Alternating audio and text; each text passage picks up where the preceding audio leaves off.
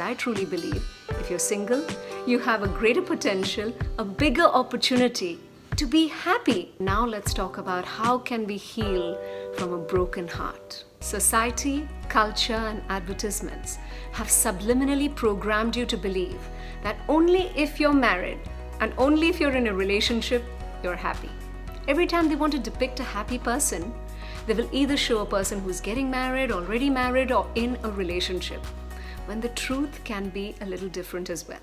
So I truly believe if you're single, you have a greater potential, a bigger opportunity to be happy, because your greatest soulmate in this world is the person in the mirror. When you start a beautiful love affair with yourself, the more fulfilled you are internally, you will realize that, hey, I need nobody else to fulfill me. And from that point, you will now attract the partner who is perfect for you, who doesn't need to complete you, but who is your strength and the wind beneath your wings. So let's make space for that thought.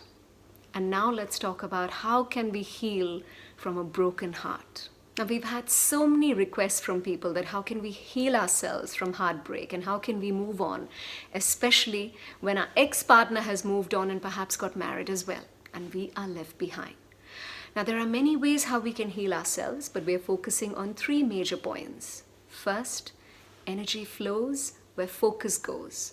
So I request you to stop talking about your ex-partner altogether. Now, what happens after heartbreak is that we gather our friends and family and consistently talk ill about our ex-partner because we want to prove to everybody that we were right and he or she was wrong. But as we have learned from our previous episodes about the reticular activating system in the brain, that whatever we consistently believe and talk about, we bring about in our life. So when we're constantly focusing on the ex-partner, we are building that energy. And hence, the energy of betrayal, anxiety, or sadness, or depression, or whatever it is that you're going through, or whatever it is that you perceive the relationship made you go through, keeps increasing as well. So you move further away from your healing. So bring the focus back from the ex-partner onto you. So ask your friends and family that, hey, the next time I start talking about my ex-partner, please stop me.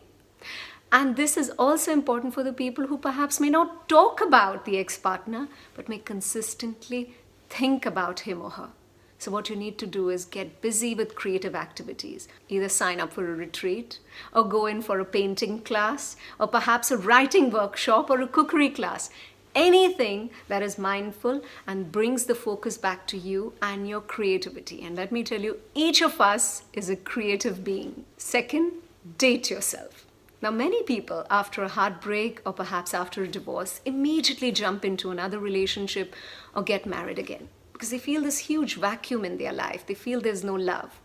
But the interesting bit is that they feel there's no love not because the partner's gone away, but because they've stopped giving love. That's the interesting bit about the emotion love. The more you give it, the more it grows.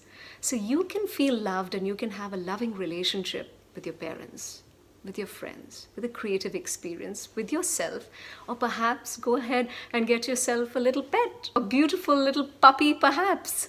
Now, many of my clients would argue with me that why would you stop us from having a love affair?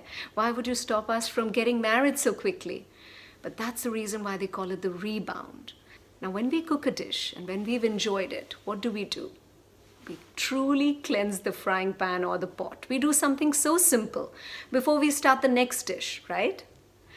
Now, something so simple is done for something so basic like the frying pan or the casserole. We forget that this beautiful, intense machinery, our mind, body, and soul, goes through deep emotions where a love affair is concerned. Whether we know it or not, we invest deeply in a relationship, emotionally, mentally, spiritually, and perhaps many people invest in a relationship physically before marriage as well. Now, can you imagine? We expect that just after a breakup, we can immediately move on and on to the next, and we do not allow ourselves to heal emotionally, mentally, physically, and spiritually. We do not allow ourselves that cleansing period. You see, that journey of self-realization, self-worth, and mastery comes when we are alone. And this journey of heartbreak has to take place with patience and has to take place with love. And that's why I request you to not jump into a relationship, but wait for closure. Now, some people take 2 months for closure, 2 years for closure. I took a long time for closure. How will we know that we've reached closure and that we're truly healed where this relationship is concerned? The clue is, next time you hear about your ex-partner doing really well, is happy, has moved on, and if you feel no negative emotions, if you can bring yourself to say, wow, I'm so happy for him, I'm so happy for her, that's when you know that you have healed. Third, bless your ex. The first time I read this, I threw the book, but then I picked it up again because it's actually scientific. Now, Einstein says, match the frequency of what it is that you desire, and that reality will show up. So now, after heartbreak, what is it that you desire? True romance, a great life where your emotions are in your control, you're not feeling sad, you're really enjoying every moment of your life. Now I want you to fast forward yourself to that time. Would you then bother about your ex? Would you be worried about how happy he's doing? You would actually bless him or bless her. Or say, hey, I'm just so happy, bless her. I'm just so happy, bless him. I'm so grateful for the prayers that were not answered. That's what Einstein meant. And that's why it's so important to start the process of blessing your ex right now. Even if you have to fake it. Just fake it till you make it. That's why they say, even if you fake a smile, it sends beautiful impulses to your brain that, hey, let's cheer up. Let's feel happy. So in the same way, as I've taught you affirmations, go in front of the mirror and just affirm. Even if the emotions are not genuine, keep at it. As you see, each word has a frequency, each word has an energy. These are quantum sounds. So every day when you're consistently saying, I bless him, I bless her, a couple of days you may just not believe it. But after a week, you will actually start to change the way you're thinking about him or her. All relationships are not meant to last forever. They're here to teach us great lessons. And the wise ones will learn those lessons with ease and with love. So here's wishing you great healing from your heartbreak. I know that each of you has a true soulmate, and you will find them right in front of the mirror.